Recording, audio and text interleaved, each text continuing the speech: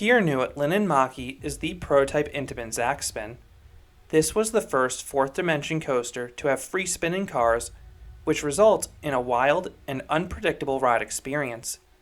Most people who have ridden a Zack Spin experienced the former Green Lantern First Flight at Six Flags Magic Mountain, and that was widely considered to be one of the worst roller coasters in the world. Thankfully, the other Zack Spins are far more enjoyable ride experiences. So in this review, I will explain why Kearnu is actually a fun roller coaster. Aerodynamics debuted the fourth dimension coaster late in 2001 with X at Six Flags Magic Mountain. This coaster was downright insane, as the individual seats were able to flip. However, that flipping was controlled by a rack and pinion mechanism. It wasn't free. Intamin took the 4D coaster concept to the next level with the Zack Spin coaster. Like X, the seats could flip, but unlike X, the flipping was completely uncontrolled. It all came down to the weight distribution and the laws of physics. This setup ensured no two rides would be identical and would create a chaotic ride experience. Intamin would only build 4 of these Zack Spins. Kearnu was the first, opening in 2007, and Green Lantern First Flight was the last, opening in 2011. In 2015, S&S debuted their free spin model. This coaster had a lot of similarities to the Zack Spin. The free spins would have uncontrolled flipping and only traverse a 2D layout, but the biggest difference was the center of rotation. S&S free spins rotate around the center of mass of each guest. Meanwhile, the Zack Spins rotate around a common point in the train. This caused the flipping to be more violent and forceful, but it was far less comfortable. Intamin has since realized the flaw with the rotation on the original Zack Spins, and on their second generation Zack Spins that they announced in 2016, the rotation would now occur around the center of mass of each guest, like the S&S free spins. Intamin has yet to sell any of these newer generation Zack Spins. But back to Kearnu. Linnanmaki is a park that has always been pressed for space, so the super compact and highly innovative Zack Spin model seemed like a perfect fit. And when it opened, it became the park's most intense attraction. So why is Kearnu so much better than Green Lantern? Is it the layout? No. Kearnu actually has an inferior layout. Kearnu is the 25 meter or 82 foot tall model, which is smaller and shorter than the 32 meter or 108 foot tall model that Green Lantern was. And Insane at Gronalund has the same layout as Green Lantern, yet that one is also a fun ride, so it's not the layout. Is it the track work? No. Both Kearnu and Green Lantern are free of any shuffling, rattling, or vibration. Is it the trains? Oh yes. Whereas the motion on Kearnu is completely uncontrolled, the motion on Green Lantern was severely dampened. This essentially neutered the main selling point of the Zack Spin. And worse, it created a painful ride experience. Rather than the vehicles rotating and shifting with the track, the vehicles had unnatural and jerky movements. It felt like you were fighting the ride at all times. I rode Green Lantern a few times, and it would rough you up. On my worst ride in Green Lantern, my car actually rotated upside down and got stuck in that position for the entire second half. Experiencing a forceful valley on a coaster while suspended completely upside down is not really pleasant in the least bit. Six Flags Magic Mountain is a park filled with thrill rides. So why was this modification done? America. When Green Lantern had free spinning cars, it was fairly common for a vehicle to return to the station inverted. Since the operators at Magic Mountain were not allowed to touch the ride vehicles, they would have to call maintenance every time this happened. This crippled Green Lantern's uptime and throughput.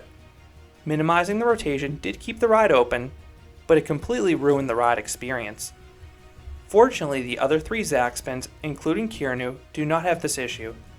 The operators at the European parks are allowed to move the ride vehicles themselves once they return to the station. This allows the Zack Spin to operate as intended. So if you only have experienced Green Lantern, do not hesitate to try the others. They are a lot better. Kearnu looks really cool. The ride looks funky with its curved lift hill and super compact layout, but it helps emphasize the craziness of the ride. Kearnu had a decent line when I visited Linnanmaki. The ride was only running 2 vehicles, but steady dispatches meant that a full queue line only took about a half hour.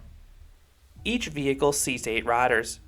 4 riders are positioned on each side of the track, seating back to back. For the wildest ride experience, you want a severely off-balanced car that will induce the most flips and wildest rocking. However, Lynn and Mach-E will do their best to prevent this. They will move guests around to ensure an even weight distribution, and in some instances, a ride operator may even ride with the guests to balance the train out even more. That happened on one of my rides. You have the option to depart the station going forwards or backwards. I prefer to depart facing forwards because you spend more time on the main layout traveling backwards. This makes the Raven turns even more surprising. Keernu has Intamin's over-the-shoulder restraints comprised of a bulky lap bar component and soft straps. This is similar to what you'll find on rides like Storm Runner at Hershey Park or Maverick at Cedar Point. I do wish this ride had the vest restraints like the S&S Free Spins, as the hard lap bar component can become a little bit uncomfortable as Keernu throws you around. Keernu begins by climbing that lift hill at a decent clip. If you departed the station riding backwards, you will get a bird's eye view of the nutty layout you're about to experience. The coaster begins with a small little dip off the lift, which more or less functions as a pre-drop, and then it leads into the first Raven turn, which is shockingly intense. This curved drop cannot be more than 25 or 30 feet in size, but it packs more of a punch than drops 8 times its size. The train is abruptly yanked downwards. This compact element is significantly more intense than the fluid Raven turns found on the S&S Free Spins. Keernu's first Raven turn doesn't really offer airtime. Rather, it feels similar to the free-falling sensation you get on a drop tower.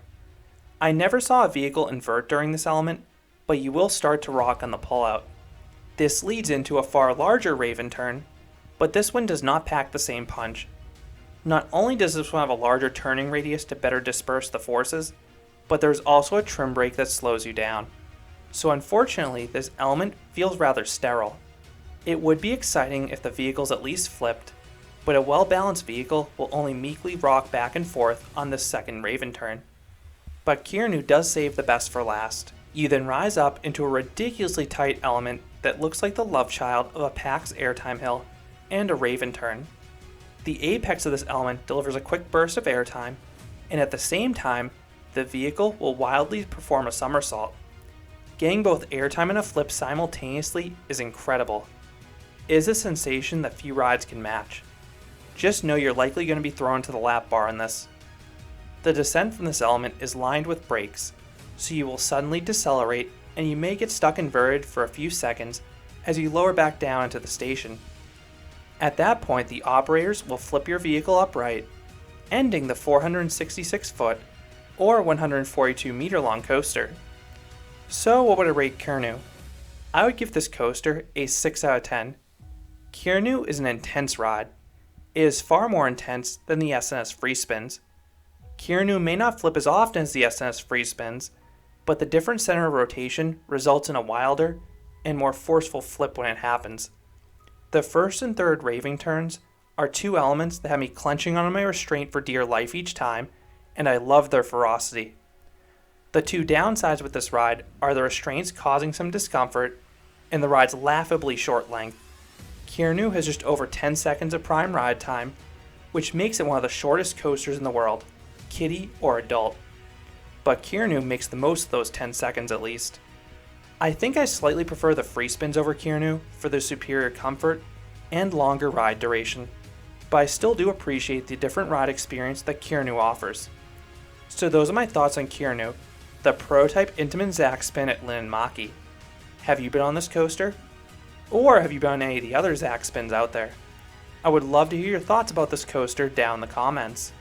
If you enjoyed this review, I'd appreciate if you gave this video a like, and you consider subscribing, because there'll be a lot more roller coaster and amusement park videos here at Canopy Coaster. Thanks for watching.